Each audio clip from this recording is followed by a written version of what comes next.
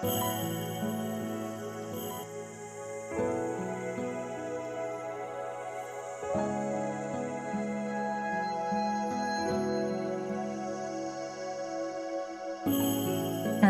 my lovely beans. Welcome back to Cinderella Phenomenon. It is the grand finale. Today we are trying to finish up. Will we get a good ending or will we get a bad ending? Either way, Karma's fate is sealed. And we are going to continue this fishing journey until the very end. So let's get started.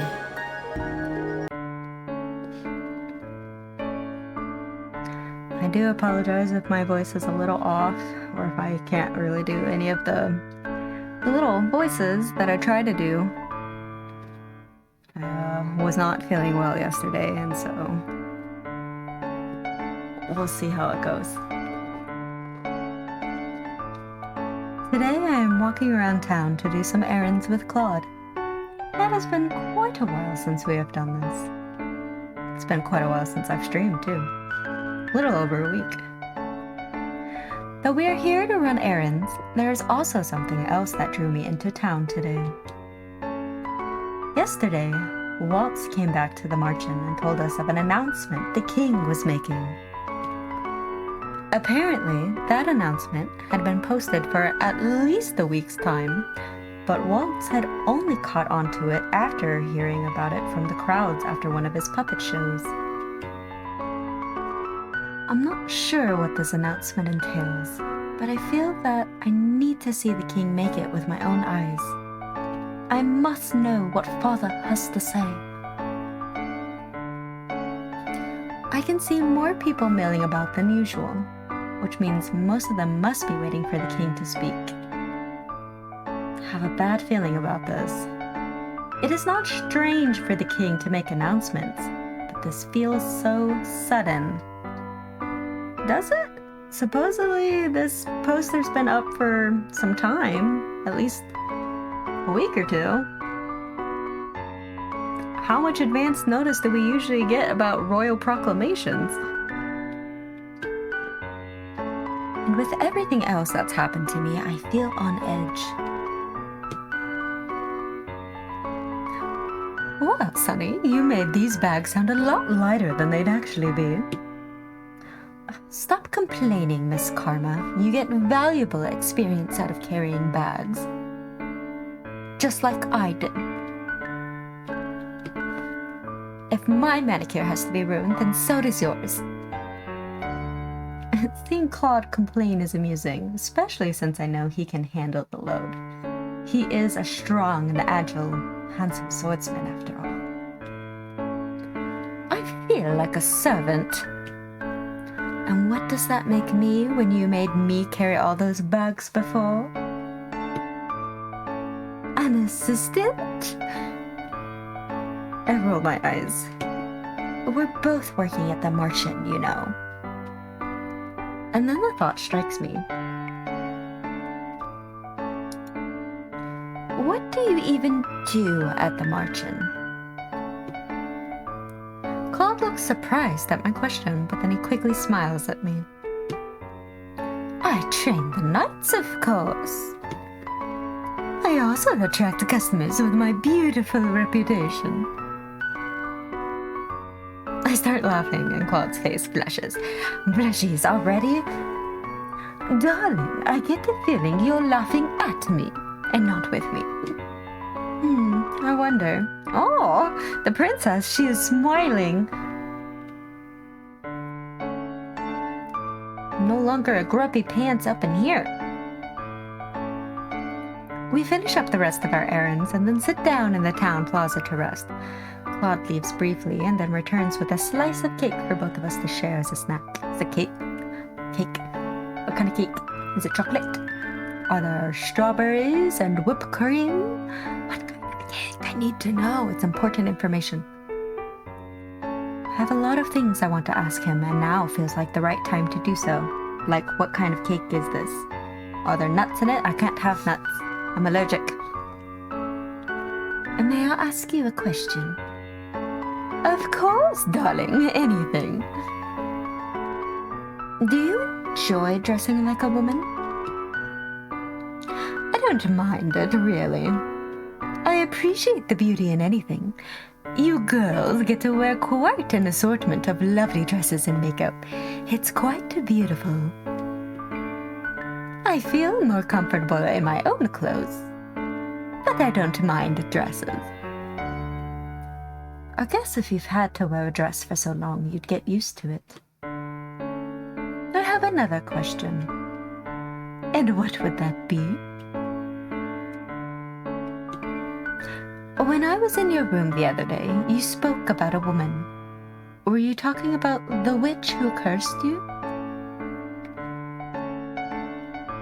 Oh no, the woman I was talking about. He suddenly goes silent and lowers his head. His expression fades into something more melancholy, and I feel my heart lurch. Maybe I shouldn't have brought this up. To my surprise, Claude continues talking. More backstory? Secrets! Shortly after I came to Angiel, there was a woman that I met whose smile was as radiant as sunshine. She was beautiful, and when she laughed, everything felt right about the world. Hearing him talk about her makes me uncomfortable. Am I jealous? Yeah, jealousy! Claude watches me quietly as if he is measuring my expression. Eventually, he goes back to speaking. I knew her for many months. Time passed, and I thought we were truly in love, and then He goes silent for a few moments, his eyes distant, his expression pained. Well, some things happened, and I realized she only loved me because of my curse. She was drawn to me just as any other woman is. She seemed so genuine in comparison to the other woman, but in the end... He trails off and lets out an exasperated sigh. You were truly in love with her? I was. I've dated many women, but I've never fallen in love with someone who has honestly loved me back. So then, the last person he loved was that one woman. He looks at me, and for a few moments, he does not speak. Sunny, do you mind if I ask you a question? Only fair, a question for a question. A story for a story, that is what we agreed upon. No, I don't mind at all. Have you ever loved anyone? My mother, of course. Mother is all. Everything is mother. I was referring to a romantic kind of love. A romantic kind of love. And what does that kind of love feel like? Oh, allow me to enlighten you. He smiles at me, and it is surprisingly genuine. It can feel simultaneously like floating and sinking. Your heart stutters, and you worry about small things, about offending this other person in some way. You wonder if they'll like what you're wearing, or if they would prefer a sandwich to a casserole when you treat them for dinner. How about a proper dinner? A sandwich or a casserole? What in the white suburban hell? You begin to find beauty in all of the things that they do. Their presence makes you feel complete in a way you had never thought of before. You try to imagine life without that person, and find that you cannot. To even consider such a thing is painful, so much so that it feels like it might break your very heart. He continues talking, but my mind is already whirling, though he phrases things in a way that still feels unnecessarily dramatic. I feel a tinge of familiarity. The things he's describing, those are the things I feel when I am with him! Confession!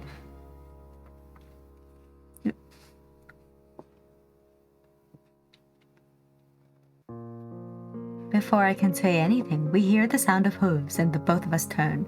Moment ruined!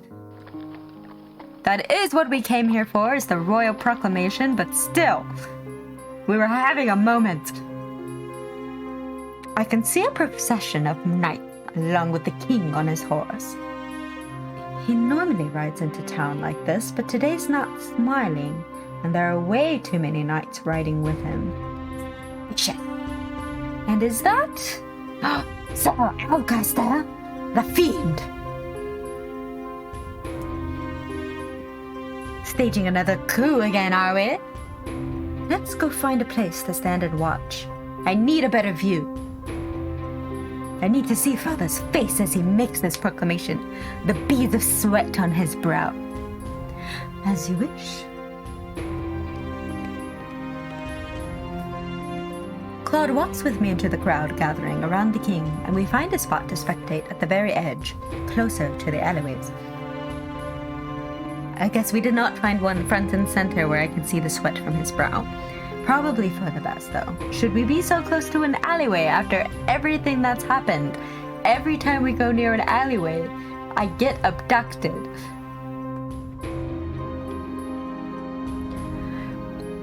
My beloved citizens of Angiel, I have come before you today to make an important announcement.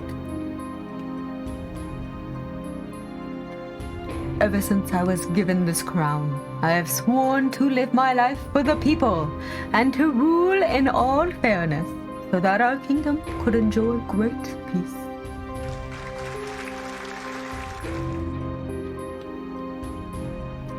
I stare at the king, uneasy, feeling in my stomach when I notice that there is a sadness in his eyes, though he is smiling. A fake smile, but a smile nonetheless.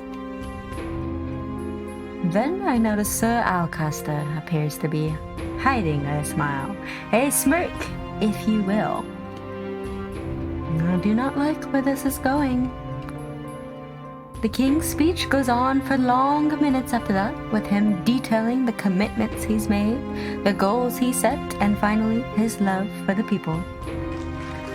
The audience around us claps and cheers, but Claude and I are silent.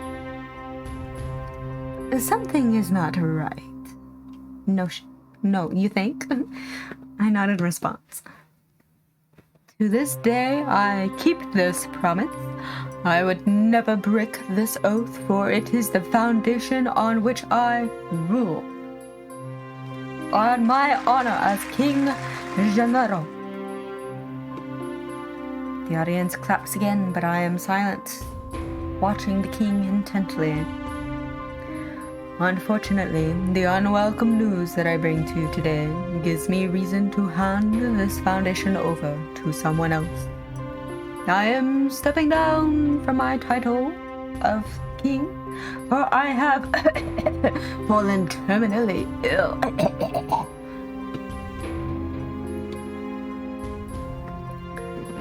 The king's proclamation is met with shocked and angry chattering from the audience. I cannot hear anything that is being said over the cacophony of voices, but I know that the audience is dissenting. Our great and wondrous king, sick, blasphemous, unholy, preposterous, the audacity, the unmitigated gall. This cannot be. We won't allow it. I stiffen as I stare at the king. He is lying. But of course he is. Did you hear that cough? How fake. Clearly not ill. I can tell by the firm set of his jaw and the way his eyes flicker across the crowd faster than they ought to. The king has lied to me so many times before that I can recognize when he does it. I know that this unfortunate news must come as a shock, but this is an illness for which there is no current cure. The illness is, of course, bad friends. putting the faith in the wrong people. An incurable case of optimism, really. As for the question of my successor, as I have birthed no heir myself. Oh, what the hell is that? There's a bug on my screen. What? Ew, it's crunchy. Very gross. He trails off for a few moments, and I think I see something in his eyes that hints at urgency, but I am not sure why. Crown Princess Emmeline is unmarried and still too young to rule on her own. I'm sorry, Emmeline is the crown princess? Why Emmeline and not Rod? That's what I'd like to know. Is Emmeline older? I always got the distinct feeling that Emmeline was the younger one, but maybe she's older. Or maybe it's some residual sense of there used to be a crown princess, me, and now there should be another crown princess. Well, regardless, she's unfit to rule, apparently. Can't imagine why. Maybe because she's a baker's daughter. I feel a ping of irritation and confusion. Another lie. Emmeline could rule just fine with the help of Sir Mithras and the others. Could she? She's a little airheaded. I mean, she seems sweet enough, but could she really rule? After much thought, I have come to the conclusion that our kingdom, which still continues to face danger from the witches, is best put in the capable hands of the commander of the Order of Caldera, Sir Alcasta. I knew it! I knew it! Another coup. Sneaky old fart. Cannot hide my shock. The rest of the audience reacts similarly, their sudden outburst a testament to their confusion. While I will be providing support and assistance from the sidelines, I cannot, in all good grace, continue to wear this crown when I know I could not serve my people as they deserve. Simply put, I believe that the witches have gained more power in the recent months, and that Sir Alcaster is best suited to deal with these conflicts. Lies, lies, all of it. All of them lies. Blasphemy. The fairy tale curse runs more rampant these days, and there have been more reports of incidents involving magic. The murmuring continues, except now the townsfolk sound panicked. This cannot be true. I do not miss the reluctance in the king's next words. Sir Alcaster has also suggested a number of remedies to our laws, especially concerning our security and work hours. I believe that Sir Alcaster can better rule this country in these turbulent times. Please show him all the love and loyalty you have shown me. That fiend!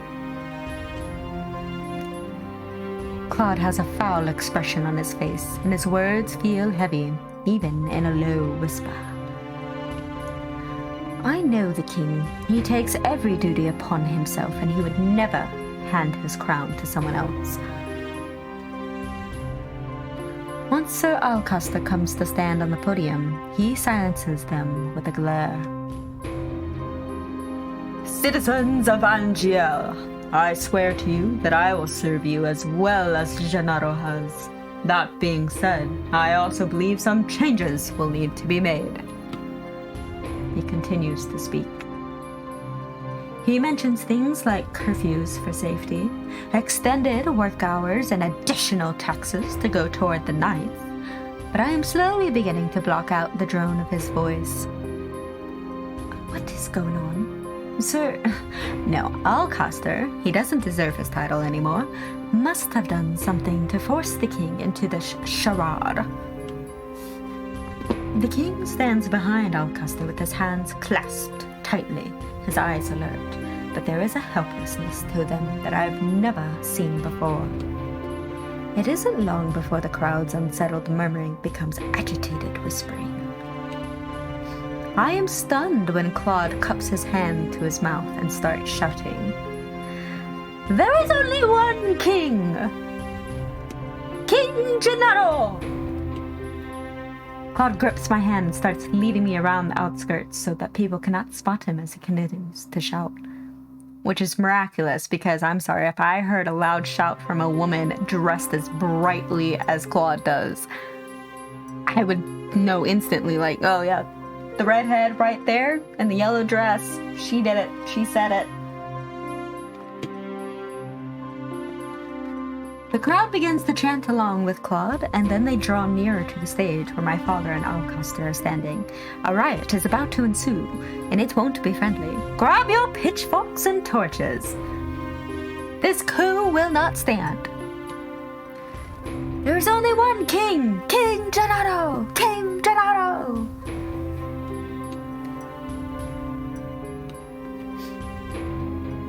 Let's go, Sonny.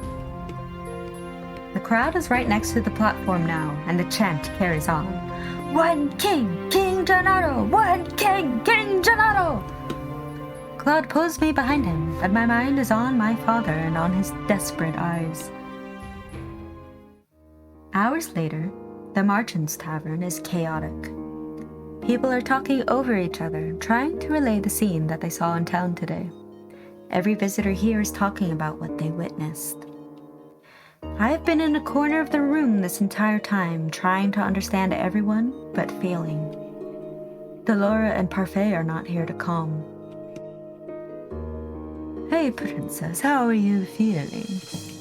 I almost jump when I hear Rumpel's voice. I'm surprised. I can feel when a damsel is in distress, my lady. I'm really not in the mood for your flirting, Rumpel. Oh, my apologies. I thought you might have wanted some cheering up. Not from you. Where's your partner? He went out to town to survey the situation. Carmen doesn't do anything around the tavern, but he does a whole lot for you, doesn't he? What are you trying to imply, huh? Are you trying to pick a fight with me, Rumpel? I've been taking lessons. I will shank you. I suppose that's the least a man in love can do. Rude. I will not stand for this slander. I feel myself blush. First of all, now is not the time for blushies. What is Rumpel going on about? Princess, you're pink. I am not. How dare you insinuate such a thing? My mind feels all scrambled now. This is all Rumpel's fault, of course. It's always his fault. Rumpel is the scapegoat. We shall blame him for everything. Thankfully, before Rumpel can continue talking, the door opens and Delora walks inside to call all the Marchant boarders into the reception room. When I step inside, I am surprised to see two familiar figures standing beside Parfait. Oh, it's the step-siblings, Emmeline and Rod. And here I thought you guys were captured. Both of them look downtrodden and discouraged. Everyone is noticeably shocked as they step inside. The prince and princess, where do they come from? What is happening at the palace? What of Queen Ophelia? We need silence in the room, everyone. Delora raises her voice, effectively causing everyone to pause. She glances at Parfait, who nods and then turns to look at Rod and Emmeline.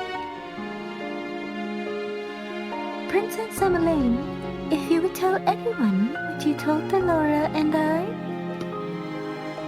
The room is unnaturally quiet, except for the background music, as Emmeline begins her story. She starts with the events of 1 week ago. In the middle of a family dinner, Alcester burst in with soldiers and seized her, Rod and Ophelia, in front of the king.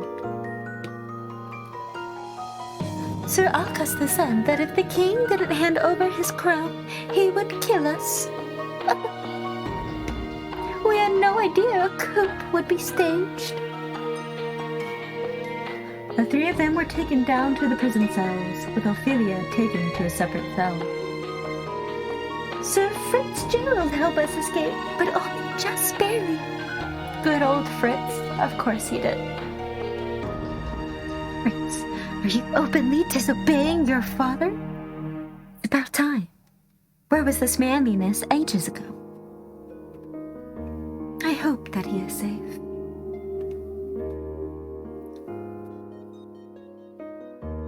Alcester wanted to kill the king. I'm sure that he still will.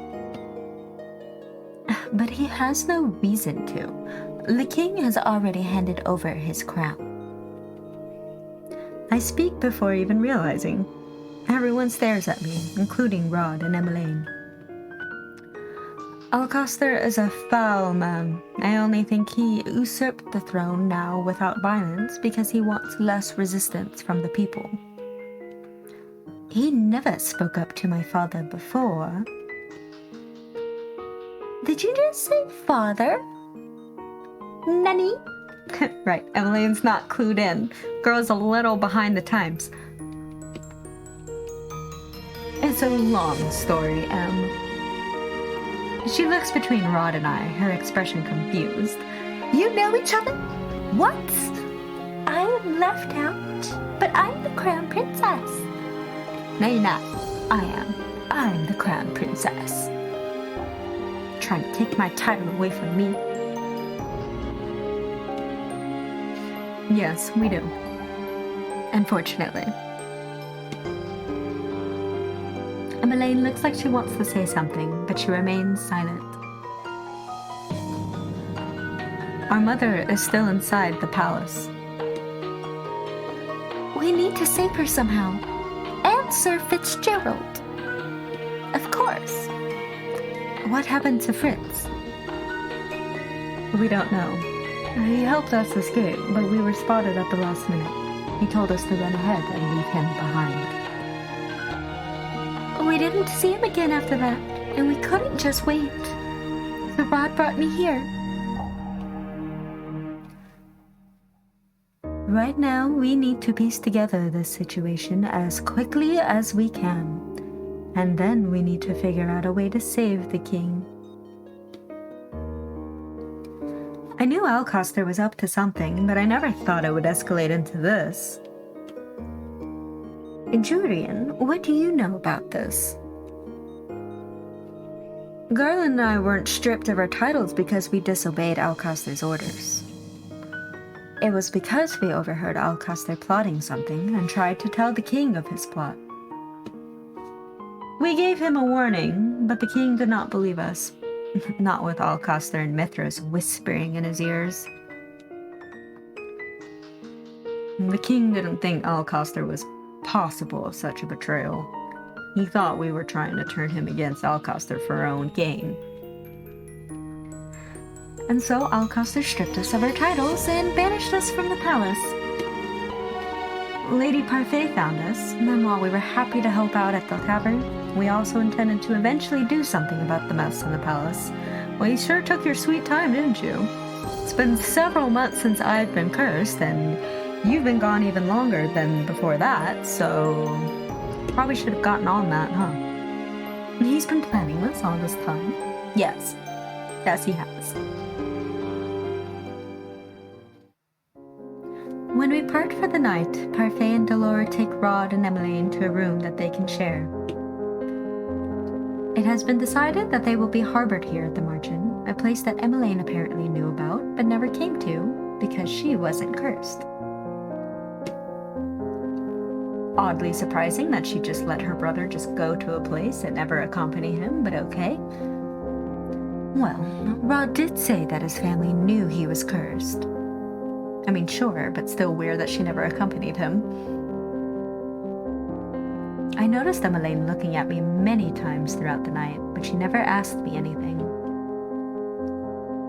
The next few days are a muddled mess. Few days? We've allowed this to go on for days? Everyone is busy trying to find out what happened and what can be done to help the king. He could be dead by now. I am sweeping the tavern half-heartedly one day, my thoughts on everything but my chores and poor Mr. Broom. Everyone's been trying to do something to help out the last few days. Though I've gone on quite a few trips into town with Claude to search for information, I haven't been able to find much. I feel so useless. I'm finally on my break, so I decide to go into the reception room to rest. When I step inside, I notice Emmeline sitting on the couch. She waves me over as she sees me. She hasn't really openly spoken to me since she has been here. Parfait and Delore have been trying to hide her so as not to cause a ruckus in the margin. Rumors are dangerous now. You're Sunny, right? Yes. Yes, I am. Princess Sunny to you, but we'll skip that for now. Rod told me about your curse. He said that you're the king's blood daughter. It's a weird way to say that I'm the actual rightful crown princess, but okay. I'm really sorry. I'm shocked by Emmeline's sudden outburst. What? An apology? Betway. I didn't mean to, but I took your place. How could I forget my own sister? Well, we weren't close to begin with, and, that is part of the curse. We're not blood related. Well, that doesn't matter. I would love you regardless. The cringe. So much Disney princess energy. Emmeline was always trying to take me out and do things with me back when I was still in the palace. I distanced myself from her because I thought the king loved her more than he loved me. I still think that maybe he does, to be honest. We weren't close. I barely spoke to you, or to Rod. Didn't he tell you that? He did.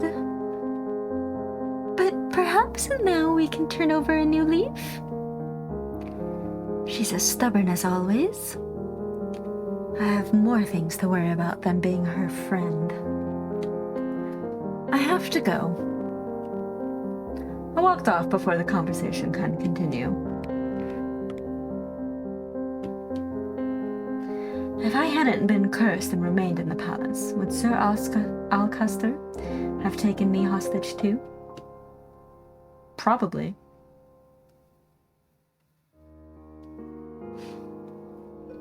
The hours tick by, and as the tavern is emptied for the day, Delore calls everyone together to explain what she and Parfait have pieced together about the situation. All right, everyone, we've come upon some new information.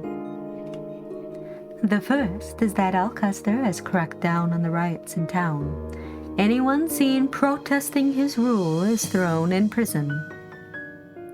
The king always valued the people's opinions. Alcester does not want opinions. He only wants to rule with an iron fist. Our patrols have shown that there is overall more security in the palace and around the town.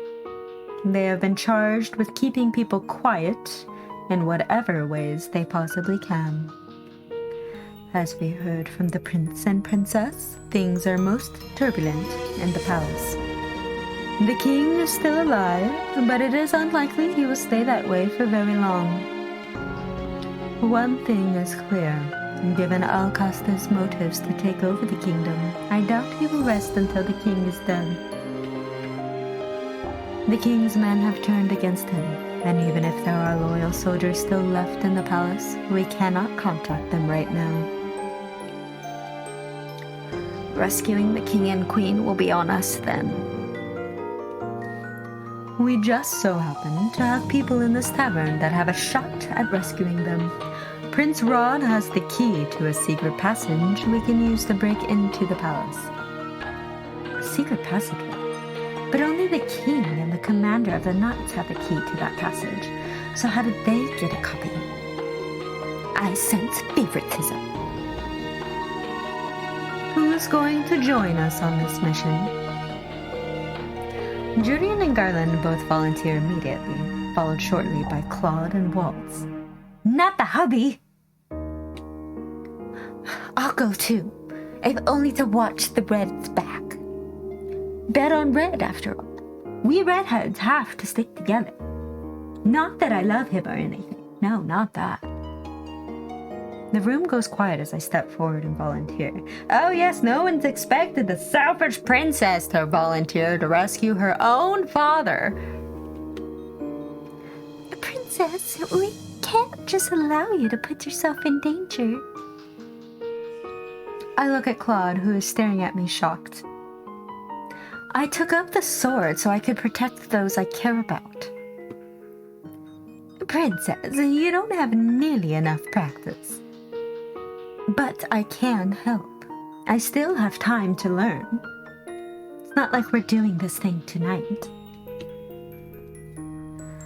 I agree with Parfait, Princess, and the palace isn't the place for you to try out your newfound sword skills. Then you may as well chain me up, because I refuse to stay here while you all go save the king. Let me remind you that he is my father, my own flesh and blood, regardless of how he ever treated me. Princess. Well, she has been practicing with the rest of us. Don't encourage her, Julian. But it's not like any of us can stop her anyway. You're right, the princess is quite stubborn. Claude agrees with Julian, but I can tell that he does not like the idea of me going along with him. If only we had time to get reinforcements from Karma's country. Karma's country? Say what now? No, you poor fool. You really are out of the loop. It's Brugantia. I am nobility. Haven't you figured that out? With the way I dress and my mannerisms and everything. How is it possible that a Brugantian citizen can simply ask for reinforcements? They're nobility, you dense fool. Look at the face that Claude gives him. He's very much like, are you for real right now? Waltz is just happy to be here, like, let me fill you in. Karma's the crown prince of Brigantia. There's some shuffling in the room as everyone turns to gawk at Claude. Rumpel, Anise, Rod, and Emmeline all look shocked by his revelation, as if it wasn't obvious that he was some sort of nobility. You're the lost prince? A lost prince. It sounds like such a tragedy, doesn't it? Annie suddenly looks distressed as she fiddles her thumbs. All this time and I never knew. I'm so sorry, Your Highness. There's no need for formalities, Anise. But I am the lost prince, after all. I keep my lineage a secret because right now I am just a normal commoner. But you're the prince. Couldn't you still ask for reinforcements? Even if I did ask for reinforcements, I'm pretty sure they would never come in time. Besides, I can't go back to my kingdom just yet. He cannot go back while he's still cursed, he means. The conversation continues in a more solemn tone. Eventually, we start speaking of our plan to enter the palace. When the details are all finalized, I repeat everything to myself to make certain that I know what is meant to happen. I shall have it memorized verbatim. Waltz will lead us to the palace then, and Julian and Garland will follow right behind him, watching for the most immediate enemies. Leave it to us. We'll deal with any resistance before it touches you, Princess. And Karma will be watching from the back, along with Delora. A witch and a prince for backup. She smiles wryly. Claude rolls his shoulders. I'd like to think of us as more the closing act, if you will. Though, if all goes according to plan, we will have no need for either the opening or closing act. Yes, but since when does anything ever go according to plan? It is a small task force, which is better. The smaller, the better, for sure. The last thing we want is to be noticed. This plan requires stealth, not brutality. We decide to meet again over the course of the next week to finalize our plan and carefully survey the situation in town before parting. Claude has taken to training me, Julian, and Garland at the same time. Just the other day, he had all of us attack him together. Even though I am nowhere near as good as a trained knight, I still managed to hit him once. Just once. But at least once. I feel like things are coming to some sort of a conclusion, and yet I still haven't done 3 good deeds. But we've done 2, and that is pretty darn close, which means all it takes is 1 more. Today we finalize our plans for getting into the palace. We have mapped out where the king and Ophelia must be in the prisons, where the guards might be positioned, and how we plan on sneaking in. I sit down on my bed and am about to lay down when I hear something. Hello, love. Oh, how the turntables. Is this what we do now? We just barge into each other's rooms unannounced. No knocking whatsoever. What if I was changing Claude? Well, fair is fair. I've caught him changing twice now. The blush. My, you're red. Were you thinking about me? I noticed that he has one hand on his chest tonight, but then he's been doing that more often lately. I notice it during practices and sometimes when I catch his eyes. Is he sick? Darling? I shake myself at the sound of his voice.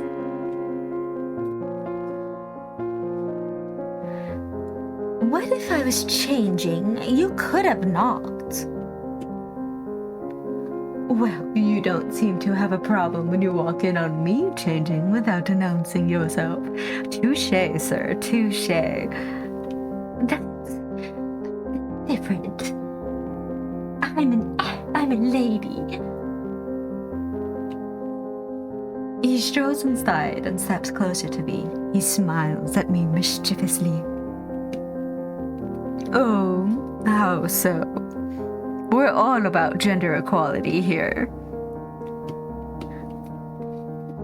Cat got your tongue.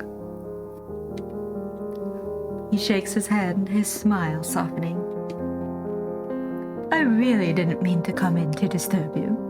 I just have something important I needed to say. He kneels in front of me and furrows his brows.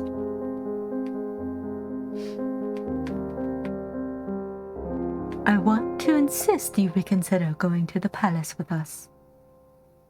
As Parfait and Delore have said many times, it will be dangerous. Nothing you say is going to change my mind. I want to do what I can to help everyone. I am no longer the selfish ice princess that they've all come to know.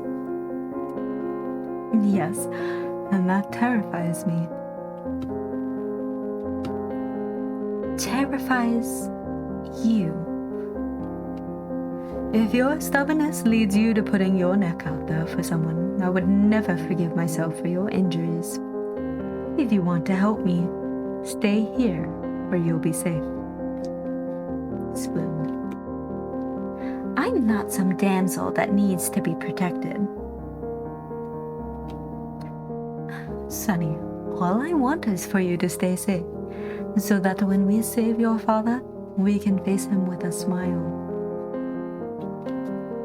I won't be able to face my father unless I'm one of the people to save him. He'll never be able to look at me the same way again. Maybe this time he'll notice me. Stubborn as always. I sigh, irritation welling up in my stomach at the look on his face. He's calling me stubborn, but he's being stubborn about this himself. You said I've improved with my sword fighting. You have. You've improved so much because of your resilience and drive, because you're genuinely interested. In me, that is. Haha. It's because I have a good teacher. Oh, your compliment is gentle music to my ears. Your compliments mean a lot to me, darling. My eyes fixate on his soft smile and at the gentle crinkle at his eyes. Our eyes lock, and for a few moments, I am aware of a slight energy between us. Kiss, kiss, fall in love. I glance away hurriedly, not entirely sure of what would happen if I kept staring at him. I wonder, maybe a kiss? My heart beats unsteadily in my chest. Earlier today, I comforted your sister when she started crying about the things that had happened in the palace. Emma Lane? Why would he comfort her? He's supposed to comfort me. She's trying to steal another thing from me, I know it. I saw her crying downstairs in the reception room earlier today, without anyone there. She is a rather sweet girl. I keep thinking that the two of you are completely different. You're both strong-willed and stubborn, but she wears her emotions on her sleeve, while you keep it all inside of you. I am not hiding anything, if that's what you were implying. Mother always told me crying was weak. He stands up and leads forward. Before I know it, I am in his arms. Sonny, I am always here for you. I feel flustered again, and my mind feels foggy. I can barely comprehend what's in my mind or in my heart. It's love. It's love, and we should kiss. That's not an option. Why isn't it an option?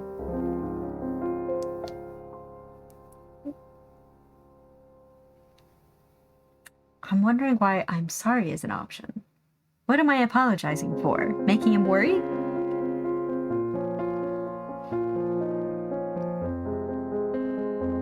I mean, on the one hand, I want to say thank you because he's showing his sincerity. He's telling me that he'll always be here for me.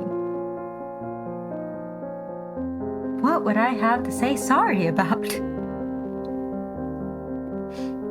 I'm just gonna say thank you. I'm concerned about this. You never need to thank me, Sunny. I feel like I'm always thanking you, though. You save my life, you comfort me, you are there emotionally for me. No one has ever been supportive of me in such a manner. But you've done so much for me. It's not just the sword fighting, it's your patience, your company, your saving me when I needed help. That's not true. I'm pretty sure I'm the most selfish person in this tavern. All I ever want is things for myself, including me. Well, I've never thought you were selfish, Claude. Oh, he didn't blush at the sound of his name. Progress? Question mark. He puts a hand to my cheek and looks at me solemnly. You don't think that me wanting you is... He admits it! He wants me! Suddenly, he steps back, his hand on his chest again, his breathing heavy. I stare at him with wide eyes. His love for me is too much to handle. Claude, are you okay? I'm fine. He sighs out slowly, but he sounds obviously pained. I'll go get Anise and... No. Stay. With me. I'm fine. I swear it. It's just a spell of dizziness.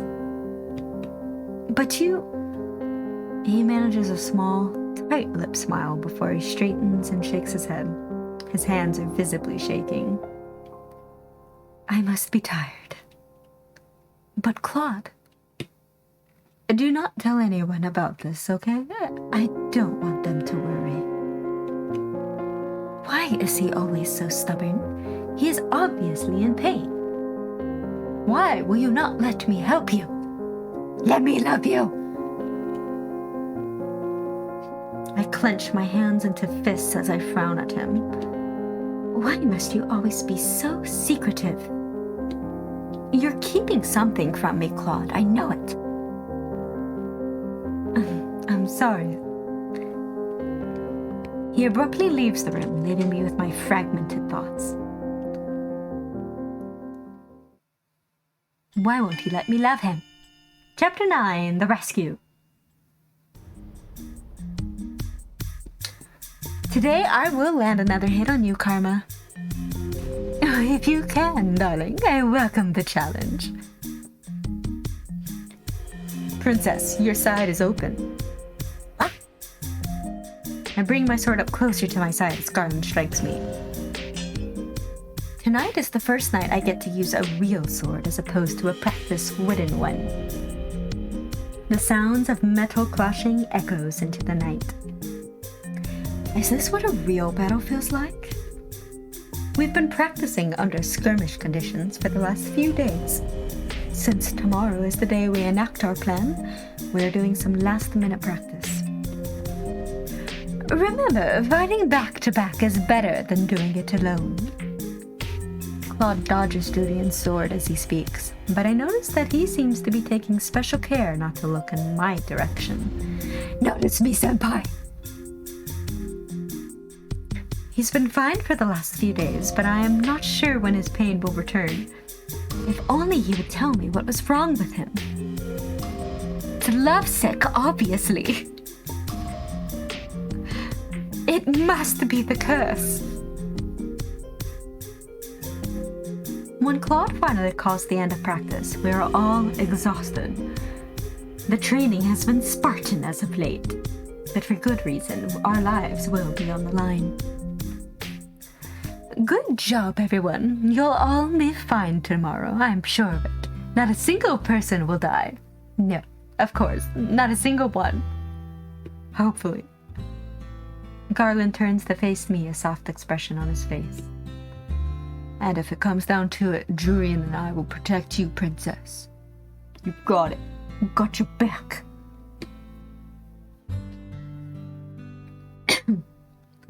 Garland looks over his shoulder at Claude. Both of you, that's our job as knights. I'm quite capable of protecting myself, but I do appreciate the offer.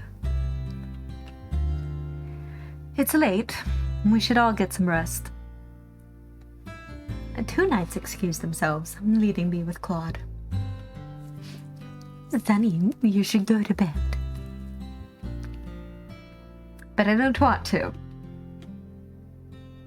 Princess? I have a feeling I won't sleep much tonight anyway. Be that as it may, you should still try. I am about to retire for the night as well. But I just want to spend some time with you. Maybe practice some more? Maybe just sit and talk? Honestly, I'm exhausted. Let's not practice anymore. Please, just talk to me. Senpai, don't leave. Happy, husbando. About what? He takes a step back and I stare at his hand absently moves to his chest. Oof.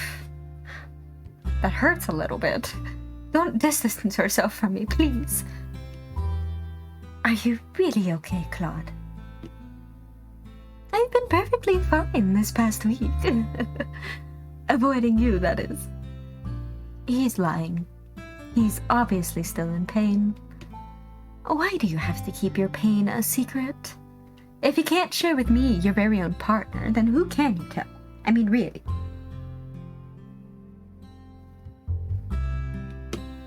Why won't you talk to me? I've told you before that some things are better kept secret, princess. He sighs out, then leans forward to set a hand on my head. Pets? I'm getting pets? Sonny, promise you'll stay behind me if we're attacked. And if at any point it looks like we may not make it, you're to run as fast as you can back to the margin. But that is cowardly. Sonny, don't you remember what I said before? Sometimes running is the right thing to do. Never run into an impossible situation. Instead, live to fight another day. Live to avenge me. Promise me you'll stay behind me. Please, give me the peace of mind. It's not really something I want to promise. You're telling me I should promise to leave you, to die, if it comes down to it.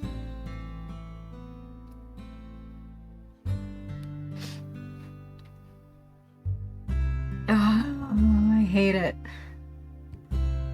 He's not gonna let me say no. I know he's not. Okay, I promise. I promise to stay behind you if things get bad. I will not promise to run. If it will make him feel better before going into this mission, I cannot deny his request. Claude's expression softens as he moves away from me. I'll stay behind you, I promise. No guarantees I'm running away, though. Thank you, princess. Let's attempt sleep in preparation for tomorrow. When this is all over, I will pry Claude's secrets out of him, tooth and nail if I have to.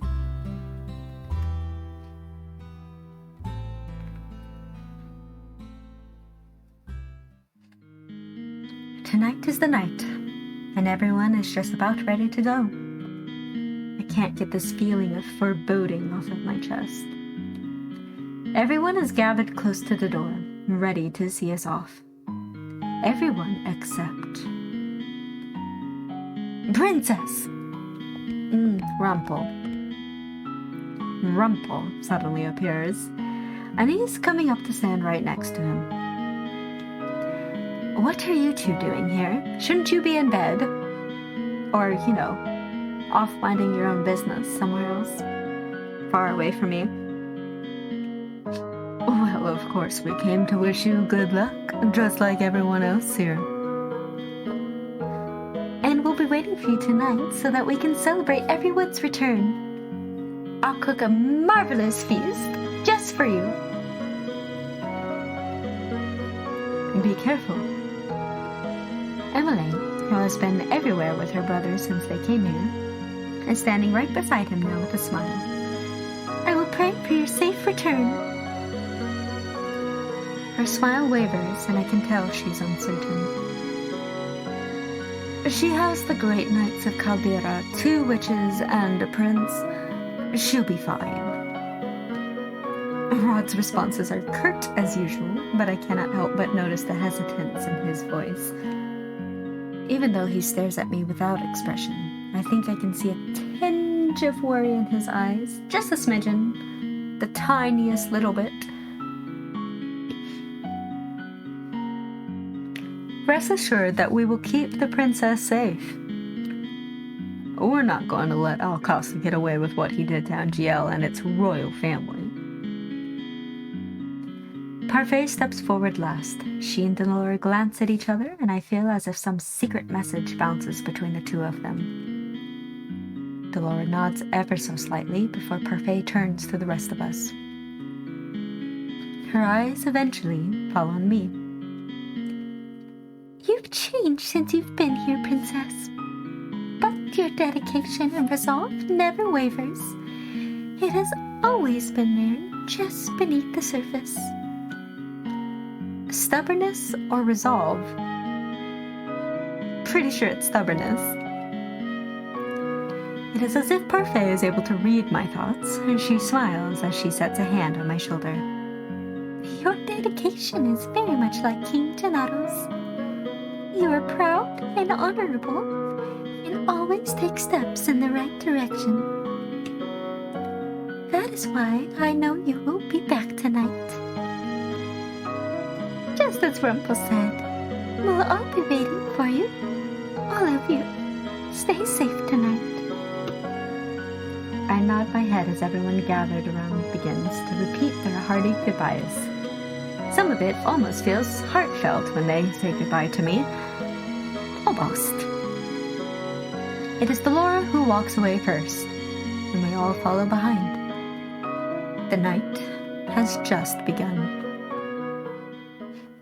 Our way to the palace gates is uneventful, but we pause some distance away from them to take shelter in a nearby alley. There are knights everywhere. Waltz points to what looks like a regular section of the wall. There's the hidden door to the tunnels. If we time it right between the knights' patrols, we should be able to make it. On my signal. Claude puts a hand on my shoulder and squeezes. It is an abrupt gesture and doesn't last long, but the motion calms my nerves somewhat. We will be fine. Surely we will be fine. Secret tunnel. Our footsteps echo in the tunnel. Standing in front of me are Julian and Garland, who are flanking Waltz. Delora stands beside me, and Claude is at my back. This small tunnel makes it seem like we brought a lot of people, even though there's only like 5 of us. 6, technically. This way. We silently follow Waltz's instructions. How is it that Waltz knows about these tunnels? And knows just where to go? It's almost like he's been here before. Imagine that. I've already taken into account the guards and where they might be positioned based on Prince Rod's information. We should be alright. Garland and I will act as distractions if needed. Princess, leave most of the fighting to us, if there's any to be done. I know. I will only fight if I need to. You all are far more superior in their fighting prowess to me anyways.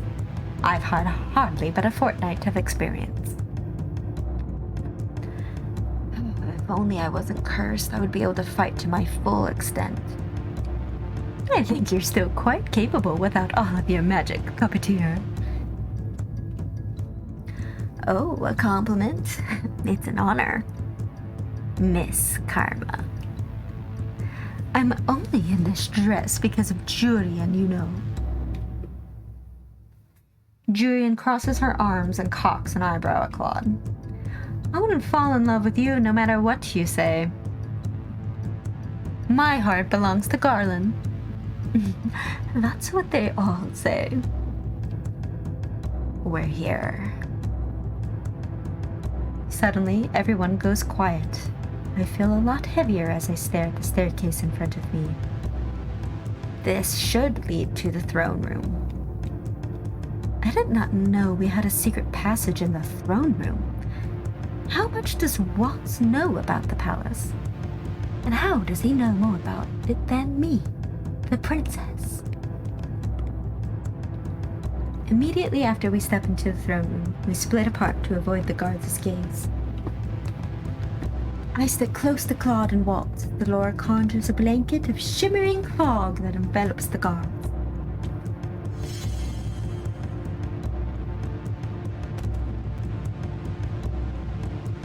I watch as the guards' eyes close before they slump to the ground. Sleeping fog, apparently. Delora drops her hands once all the guards are truly asleep. Amazing how intolerant humans are to magic. Let's keep going. Getting through the palace is no easy feat. Hallways that were easy to get through before are difficult to traverse now with all the soldiers standing about. Delora casts a spell to silence our footsteps into quiet muffles, but moving is still difficult, especially with such a group. Eventually, we arrive just outside the tunnels that should lead to the castle's prison. I'll stand watch. Be careful, Waltz. I will. We enter another network of tunnels. Julian, Garland, after you. Julian glances at me briefly, and then Claude, who nods, a little stiffly. We'll be right back. In accordance with the plan, Claude and I are left at the halfway point to ensure a clean escape as Delora, Julian, and Garland continue on to the prison. Talking, it is hard. They should be fine, but I am still worried. My eyes wander to Claude, and I bite down on my lower lip when I notice that his hand is once again raised to his chest. I find myself reaching out to grab Claude's hand, but he swiftly pulls it away. The glare on his face takes me by surprise. Why is he so angry? What did I do now? Tumultuous. A bit of a relationship, isn't it? He puts a hand to his chest and flinches as he leans onto the wall. Not now. His voice sounds pained. What is he talking about?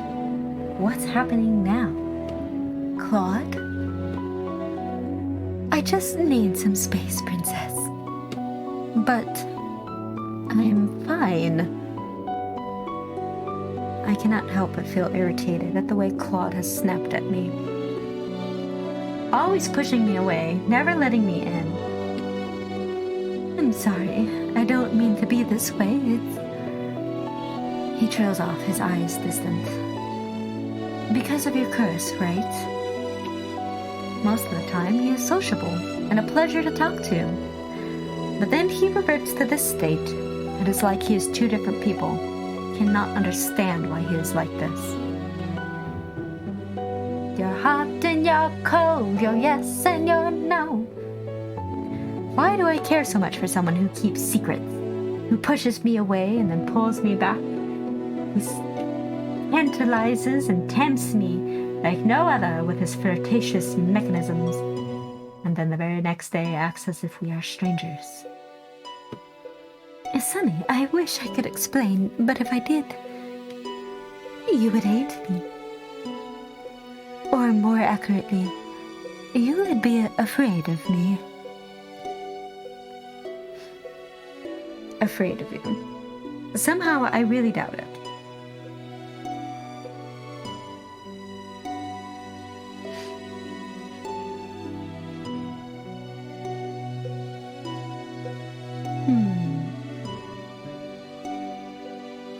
It's like a more calming version of Jeopardy. Do, do, do, do, do, do, do, do.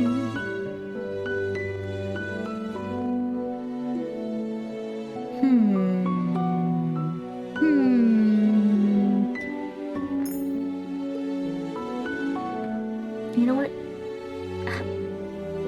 I can't say I could never be afraid of you.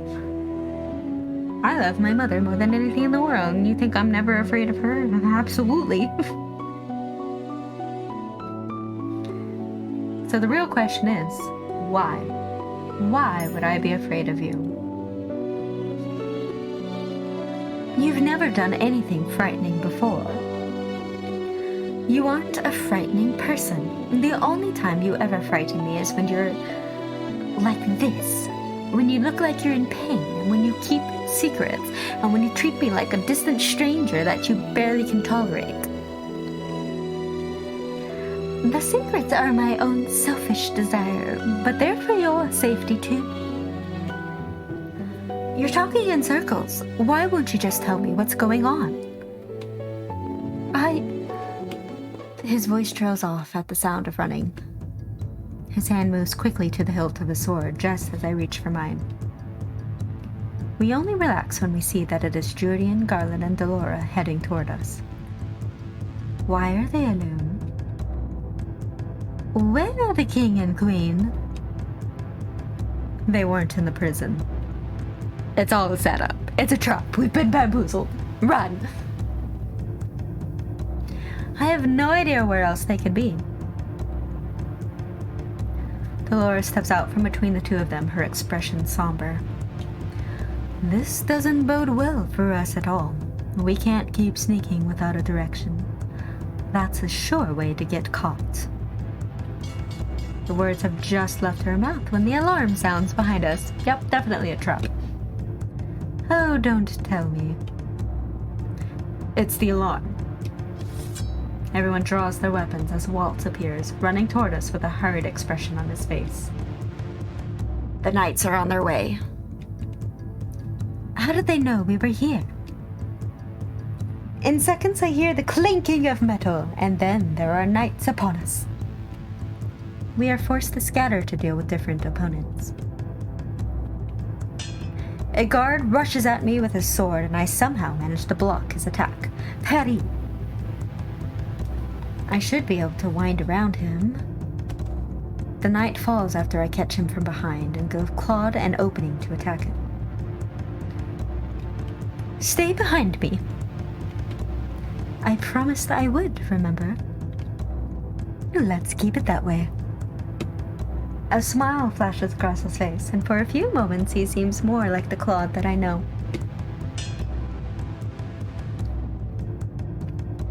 A knight manages to separate Claude and I, leaving me by myself. He grabs my arm. Unhand me!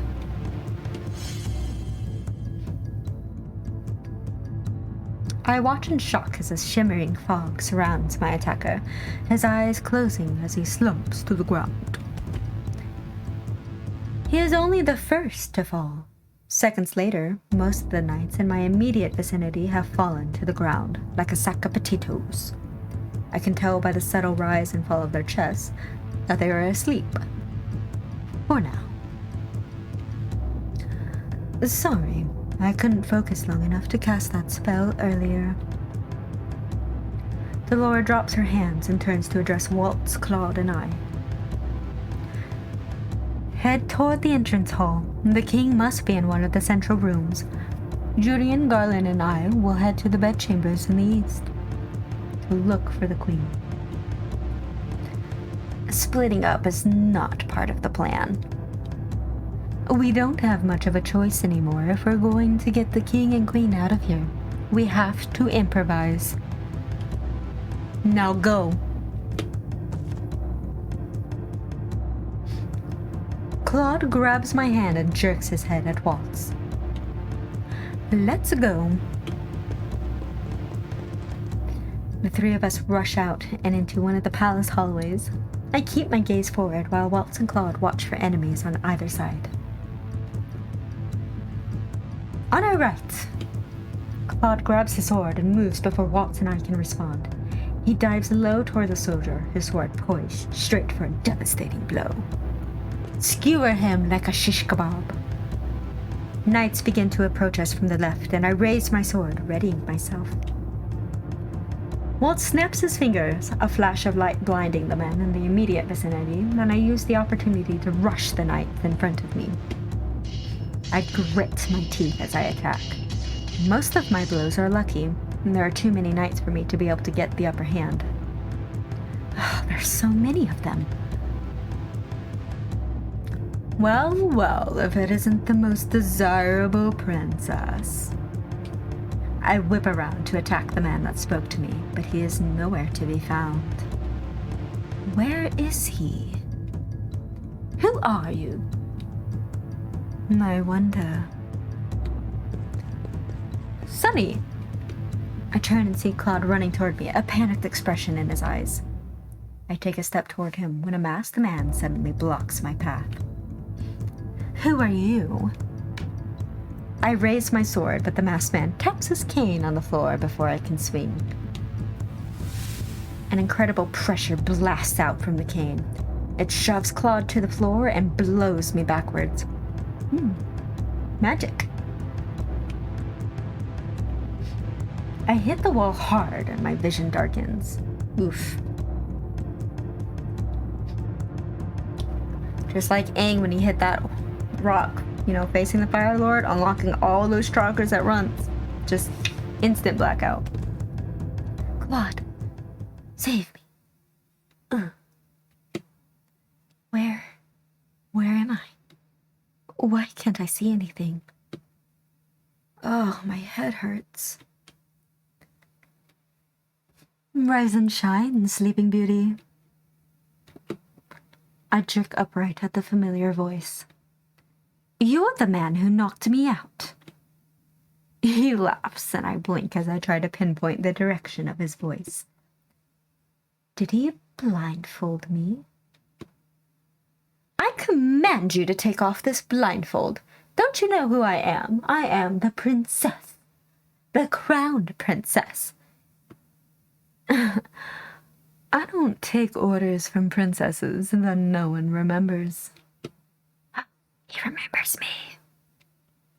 But I am a gentleman, so I suppose I shall have to heed a lady's request. The blindfold is abruptly pulled off, and I flinch at the sudden brightness. Oh, must not be outside anymore. There's light everywhere. Oh, the throne room. Why, hello there, princess. My captor looks at me, amused. He wears a crooked grin on his masked face and a cape on his shoulders. Who is he? My eyes wander to the throne, and I cannot help but gasp at what I see. The king is strapped to the throne, hands bound, mouth covered. Your Majesty! Father! The king pauses to look at me, his eyes containing a mixture of alarm and confusion, because he does not remember me. I turn to glare at the masked man. Let him go! No can do, princess. Though, don't you think he still looks regal sitting on his throne like that? I grit my teeth as I begin to struggle against my bonds. Struggle all you like. You won't get out of those knots anytime soon. Who are you? He drops into an elegant bow. I am called Varg. Varg. And what have you done to my father? Me? Nothing.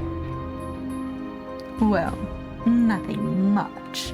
I guess gagging a person and tying their hands behind their back counts as something. Yes, I do believe it does. Are you working for Sir Alcaster? I don't work for anyone. So he's a mercenary? I'm pretty sure mercenaries still work for whoever hired them. So I don't think that's quite correct. The door flies open and Alcaster steps in, his face full of anger. Metros the fool! How absolutely useless he was! Varg gives a dismissive shrug. He regards me again with his mischievous smile. Well, I do agree with that wholeheartedly. That man is in the past. Here in the present, we have someone far more interesting to deal with. He gestures at me. I glare at Varg before turning my gaze to Alcaster, the traitor. I used to think Alcaster was someone to be respected. How foolish. Not anymore, that's for sure. if it isn't the princess herself. You remember who I am? Once Mithros made the connection, it was just too obvious to be false. Could Sir Mithros remember me? Alcaster shifts his attention to the king. Gennaro, do you not remember this girl as your own blood daughter? My eyes meet the king's, but I see no recognition in his gaze. He cannot remember me. I haven't managed to break my curse yet. It's a futile effort. Why are you doing this to my father, to the kingdom? Everything I do for the kingdom. All successful rulers have run with an iron fist. Fear is the best motivation. A king that is too lenient and does not inspire fear has no business being on the throne. But the people of Antiel love their king. Before, I thought that the town people were despicable because they hated me. But maybe they had a point. I was kind of awful, and they seemed to love my father and everyone else, so I guess they're okay. But now I understand those reasons. They may have judged me as mother's daughter, which is wrong, but I guess I can't entirely blame them. It does not mean they should be subject to a regime of fear, even if they were hateful and in the wrong. Your obligation as a ruler is to rule for the country, not the people. Back when the queen was still alive and this place knew the fear of the witches, they were far more productive. Fear motivates. Fear makes a man. King Alcosta! You better have a good excuse for interrupting. Your Highness, there's a beast. What are you blathering about, you fool? A beast, a magical beast is rampaging around the palace. Is this the dead witch's doing? Dead witch? Who died? Dead witch? Delora? Waltz? Could it be? No, Delora's fine. She has to be. Out with it. Did Mithros do this? Mithros? Nani? What? I cannot stop myself from blurting out the question. Sir Mithros is a witch? I mean, with a name out like Mithros. I mean, seems pretty obvious. He was a witch, but now he's dead. He turns to his knight and demands more information. I'm too shocked to hear their words. Sir Mithros, a witch? Impossible. What of the other palace intruders? We've managed to apprehend some of them, but we can't get into everyone with that beast taking us out. That darn Mithros, still a pain even after death. What did you do to Sir Mithros? Isn't it obvious? He killed him. Did you not hear me, girl? He is dead, killed by my very own hand. In fact, my own sword pierced right through him, like a shish kebab. But why? He was helpful at first. We worked together to achieve our own personal goals. He eyes me cautiously, as he probably should. He wanted you, princess. If Sir Mithros was a witch, that would explain why he still remembered me. And why did he want me? Who knows? It doesn't matter anymore. I gave him my knights to assist him in his search when the witches could not. But in the end, that fool was too power hungry for his own good. You never entered into my plans. You would have been safe, princess, had you just stayed put in your little hidey hole.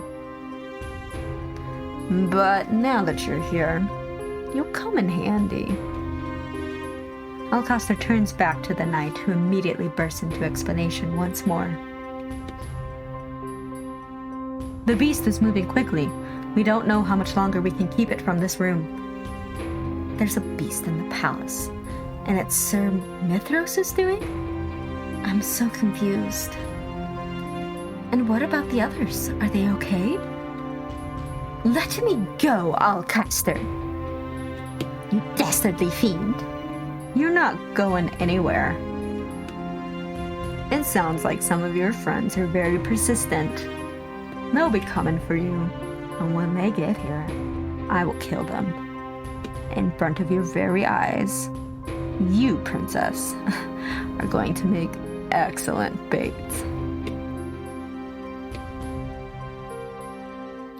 You know, I like this turn of events. Kind of amusing. You, tell me what all of this is. Varg looks unmoved by Alcaster's anger. It is Mithros that summoned this beast, is it not? Then you must know what is happening. You're asking me, of all people? As if I would be able to answer any of your questions. You... Varg! It doesn't matter how many times you say my name, Alcaster. I won't have any answers for you. Sir Alcaster turns to me, his eyes manic.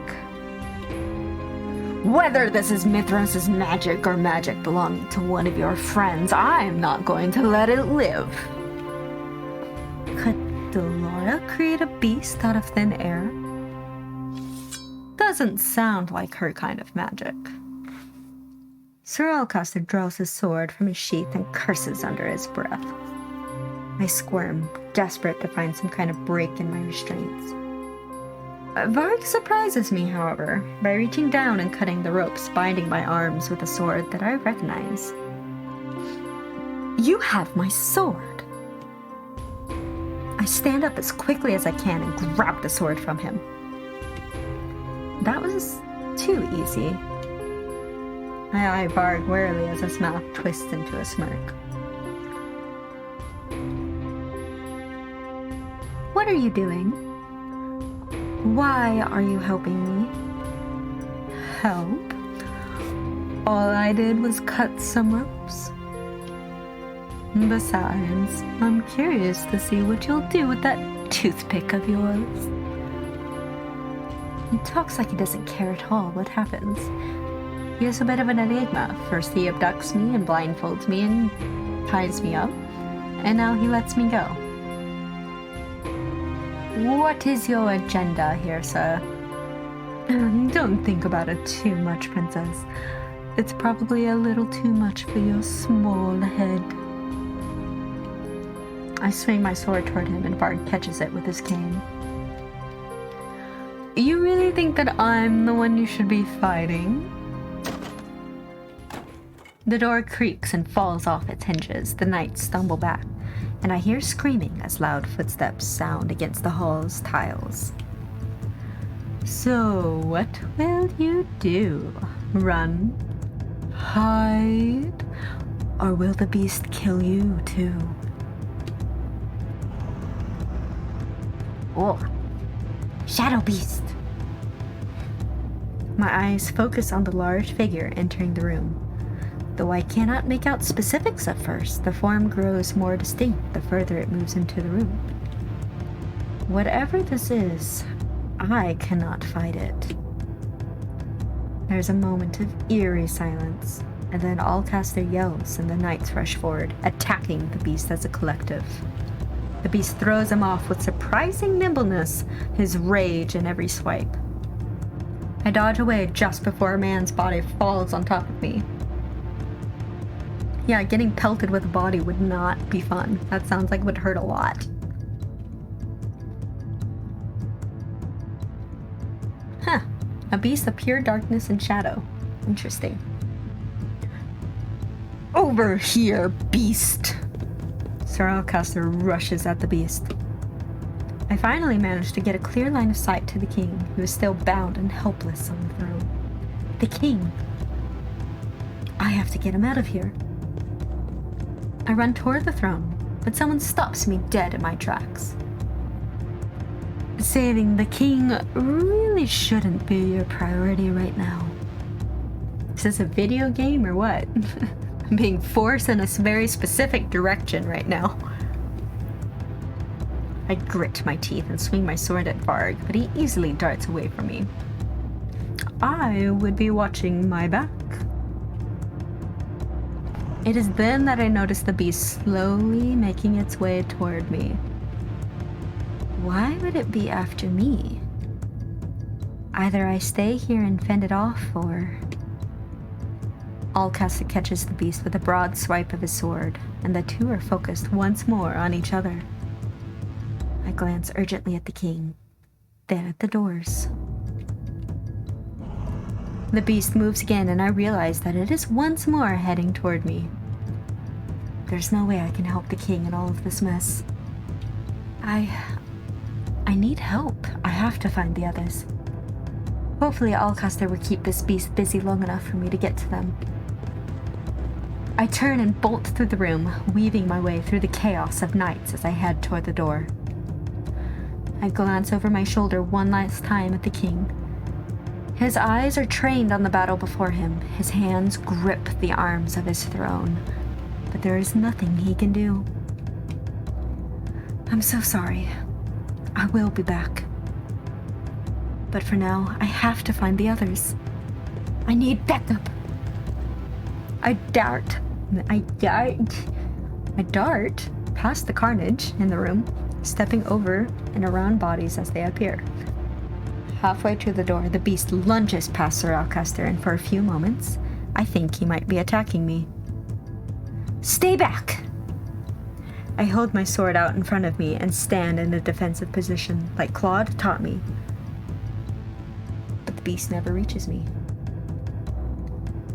You've ruined everything, beast! Alcaster is suddenly in front of me, waving his sword at the beast. I stumble back toward the doors, my heart beating loudly in my chest. I get out of here.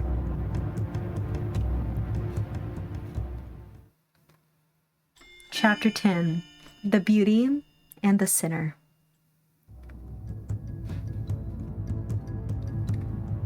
This is it, folks. The final chapter. Will it be a good ending? Or did we get the bad ending?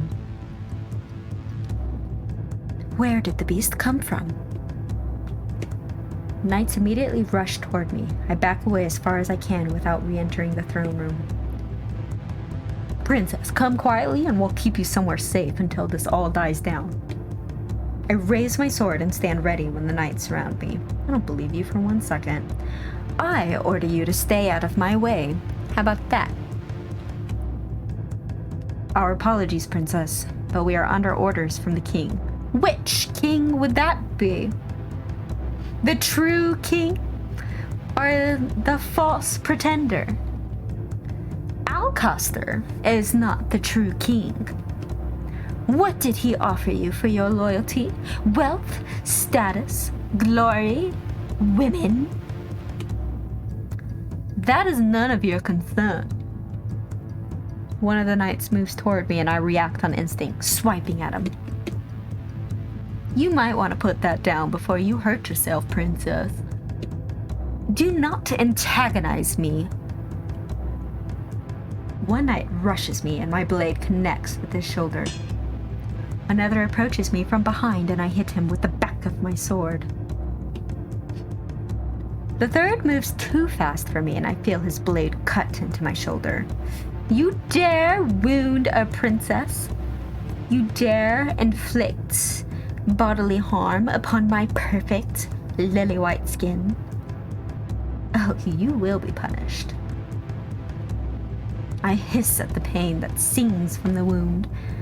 I'm bleeding. No one makes me bleed my own blood. The next time he swings, I successfully manage to evade him, but then bump into another knight. I'm surrounded. Just come with us, princess. We don't want to hurt you. No, I refuse.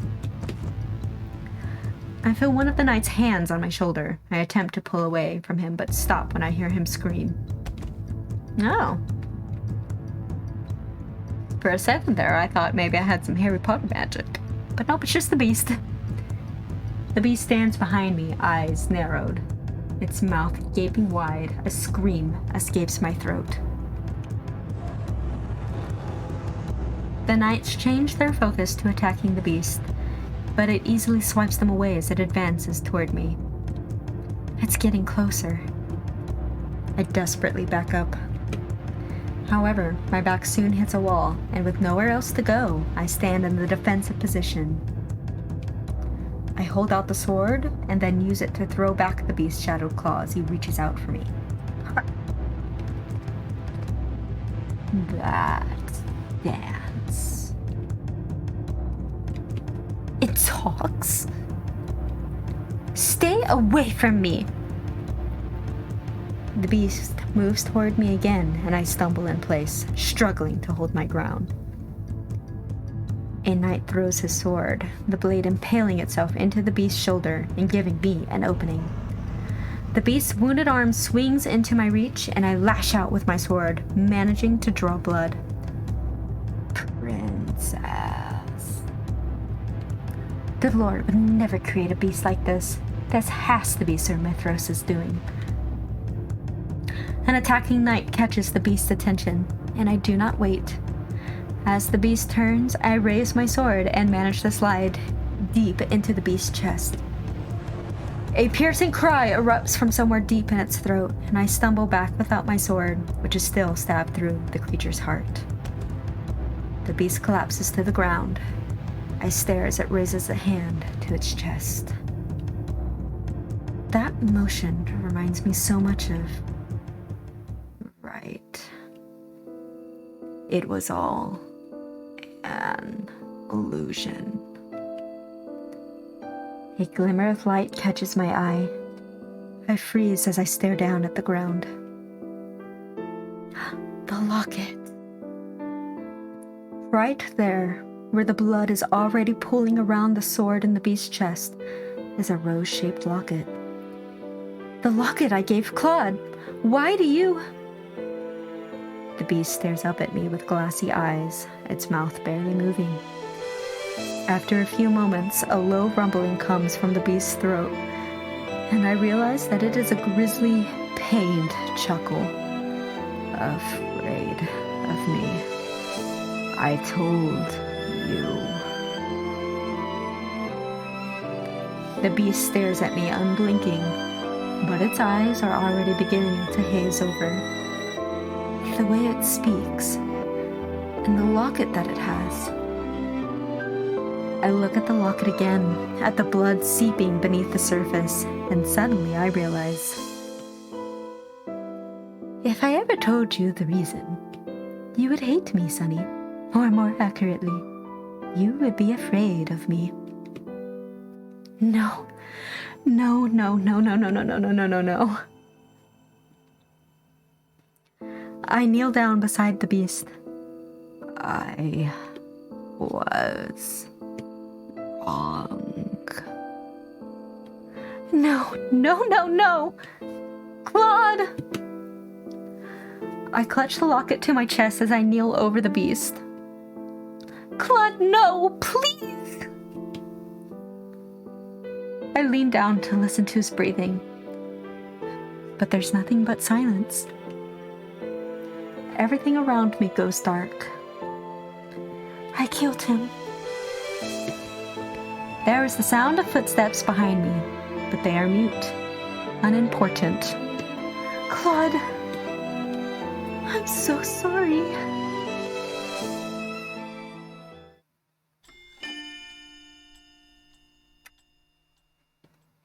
The end. Tako.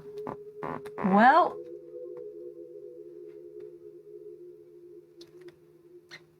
We got the bad end, ladies and gents.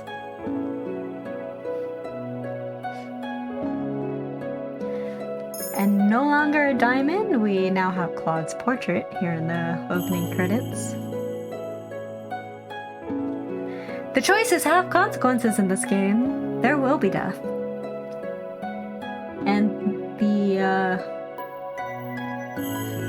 margin of error is quite unforgiving. I believe it is 3 wrong answers gets you the bad ending. And while we did not have a happy ending, we did have a good time playing Cinderella Phenomenon. If you wish to play this game, if you wish to get the good ending and see all of the juicy kissy scenes, I highly encourage you to play this game. It is by Dicesuki. That is dice and ski, like the Japanese word for like. And it's Cinderella Phenomenon. You can find it on Steam. You can find it on itch.io. It's honestly available for download in quite a few different places, I'm sure. But regardless, even in the official places, it is for free. For some reason, this beautiful masterpiece of a game is for free. I will not be playing again for the good endings unless it is extremely demanded, but probably not. I do highly encourage, again, please play this beautiful game. Find out for yourself how wonderful it is. We've only just scratched the surface of the plot. Why did Sir Alcaster start a coup? Sir Mithras was a witch. Why does Waltz know the palace? What is the truth behind Mother?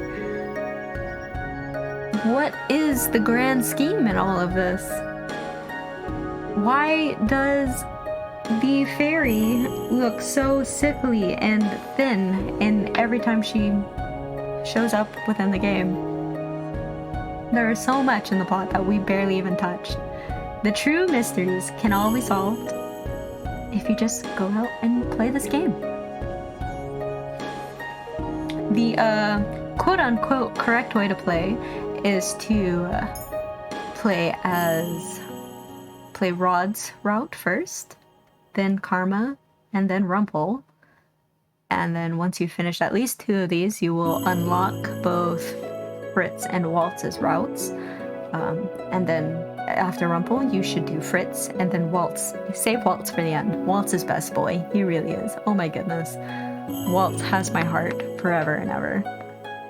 Once you see him without his curse, he's a beautiful, beautiful man.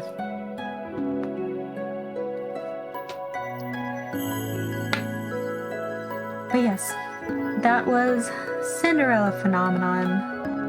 We ended a lot sooner than I thought we would, actually. But I guess it still came out to about 2 hours. I hope you all have a wonderful rest of your evening. I hope you eat delicious, nutritious meals with fruits and veggies and protein. I hope you drink lots of water and stay hydrated. Please remember that your job is not your personality. That you are your own person. And that you are a beautiful person.